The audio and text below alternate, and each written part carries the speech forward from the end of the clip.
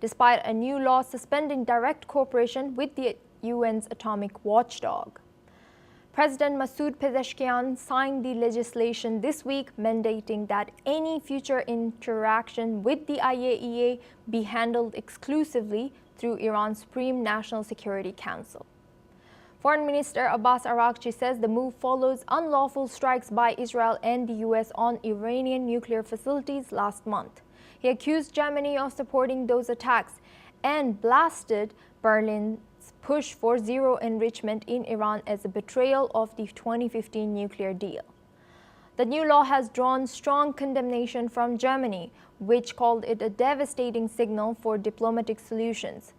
The shift comes in the wake of a 12-day conflict between Israel and Iran that ended under a U.S.-brokered ceasefire on June 24th, following strikes on military and nuclear sites by all three nations.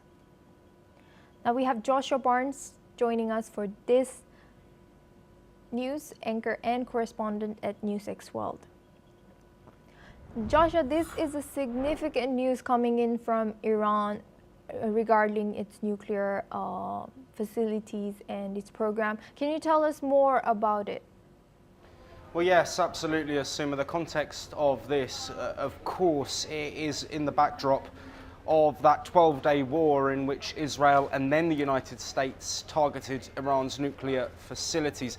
Preceding that was several negotiations between Iran and the US over uranium enrichment. Now, some experts said that Iran were preparing uranium for a weapon as opposed to just for domestic use. Iran denied those claims, but several experts saying that that was where the nuclear program was moving towards. Now, bringing it to today, and of course Iran's move to pause and suspend the IAEA, which is effectively a nuclear watchdog looking at countries and their nuclear programs.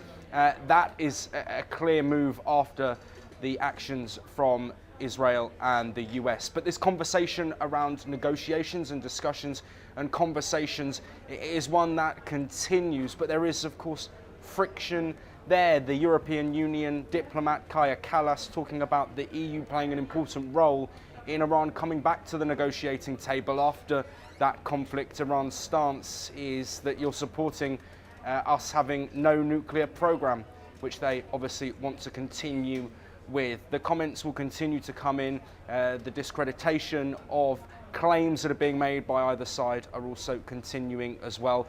From the global consensus, world leaders are looking at this as an issue, and they've spoken specifically at the G7 summit recently as well, talking about the fact that Iran can't have a nuclear weapon. This situation will continue to rumble on. Discussion and diplomacy is a possibility, but at the moment there are differences limiting that. Thank you, Joshua Barnes.